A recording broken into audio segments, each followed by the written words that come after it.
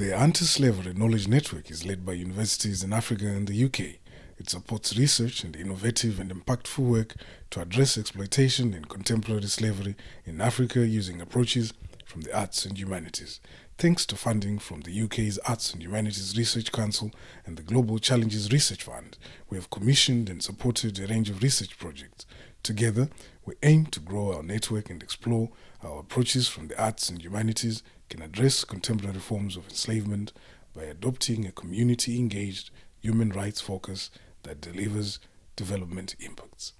This film highlights a sample of this work through audio and visual recordings of projects, including a selection of the outputs and reflections from those involved in the research. For more detail on these and all other projects we're working on, please visit our webpage.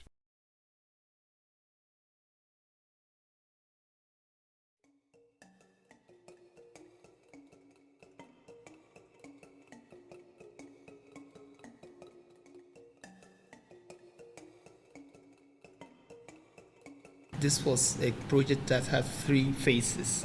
So the first phase was where we had interviews with people who had gone through have lived experiences of modern day slave trade. We also interviewed people who don't have any lived experience at all in modern day slavery.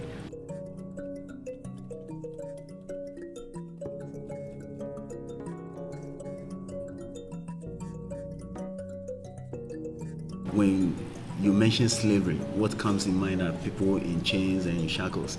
But the reason why people are saying slavery doesn't happen or modern day slavery is not feasible. It's more of like exploitation, exploring people. And exploitation can be found in so many ways.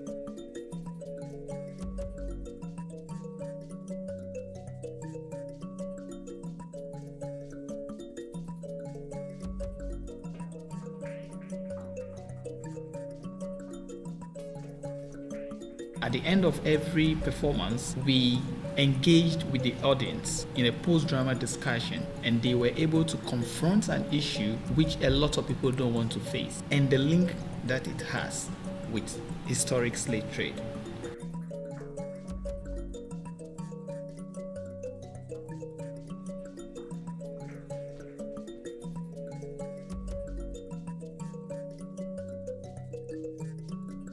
Was a third phase which we were able to identify historic sites that are related to Jamestown, but a lot of people don't know.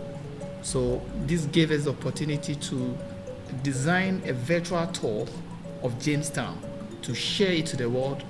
By so doing, the knowledge is disseminated for a larger group of people.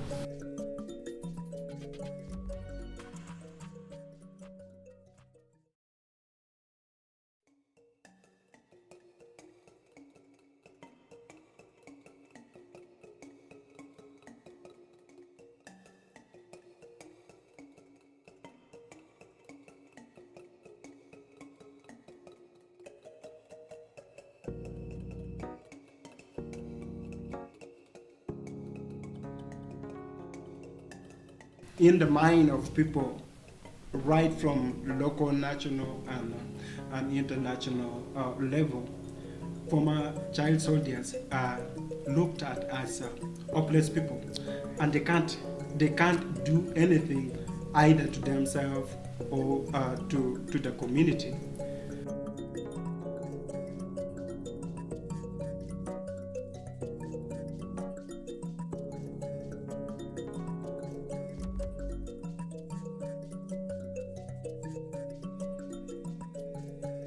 It's a local organization. More particularly, it's designed and being run by former child soldiers themselves.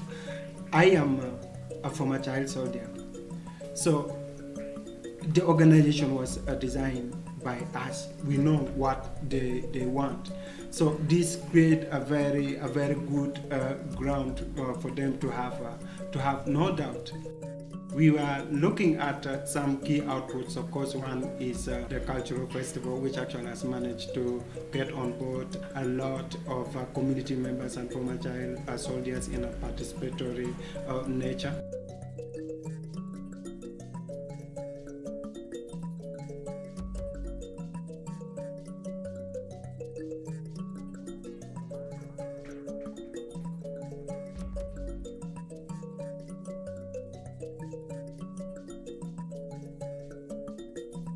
Actually, some of the community members testified on the group.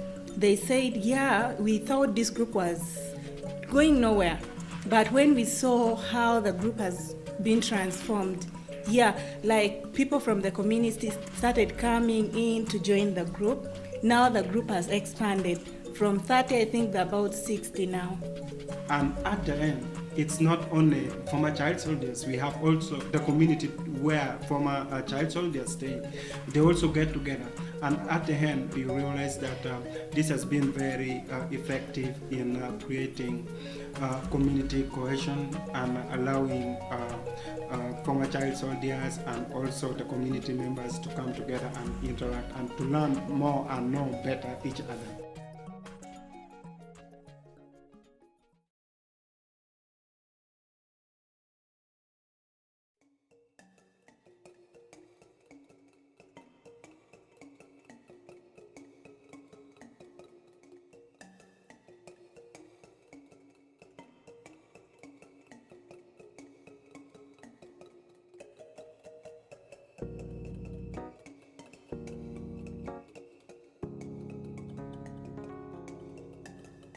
Basically, what we're doing is drawing on the memory and experiences of survivors and investigating the experience with space to put together a design framework which will inform the design of centers for the healing of survivors. The diversity of persons that we have interfaced with, the participants. There have been people who have been trafficked internationally. There have been people who have locally been trafficked. There have also been children. We have worked with varied stakeholders at different levels, working with the police, working with the different center caregivers, working with health people to really understand the magnitude of the problem.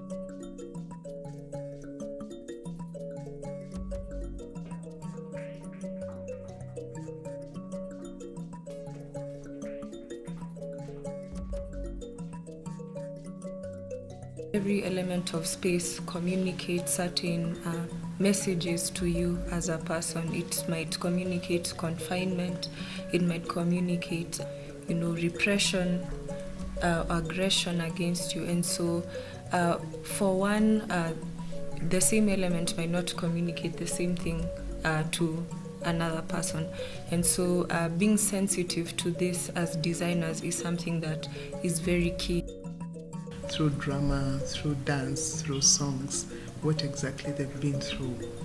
And at the end of it, the participants were quite excited to discuss the skit and to discuss what lessons they themselves have learned through the process of being trafficked. And they did make recommendations on what they think is important both for prevention and responding to the challenge. Key highlights or interesting observation has been interpreting the various perceptions that the survivors have into architectural information and synthesizing that into prescription or specification is something that is very interesting. Strengthening partnerships is going to be key because there's no one solution or no one entity that can fix the problem of trafficking because of the varied needs. So the link between health and education and police and civil society and community leaders and everybody is going to be key.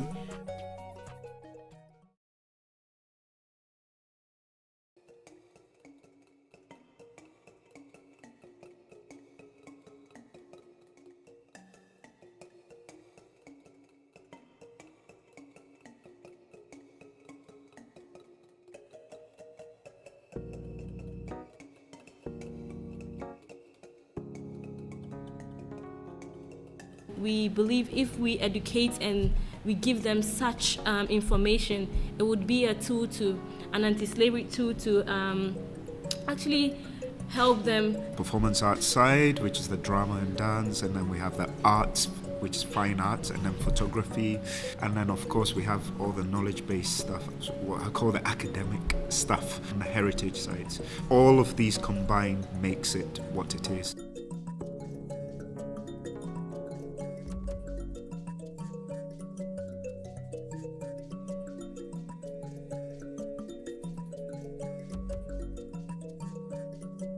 Drama and dance is a very effective tool to be used for communication and building confidence and all those language skills, all those things that kids need to develop. These are children that are now getting a visual and audio of what their subject matter is like, the topic is like, and they can now have a physical experience as well through the dance, like going on these trips, and then they'll come back and feed their emotions into that through, could be fine art or photography.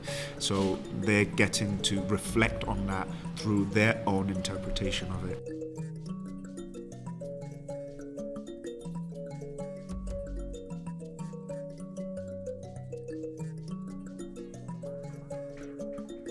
After field trip visits to these heritage sites and lessons based on modern day slavery, the knowledge that these children have acquired is beyond what we even thought would become, looking at where they were coming from.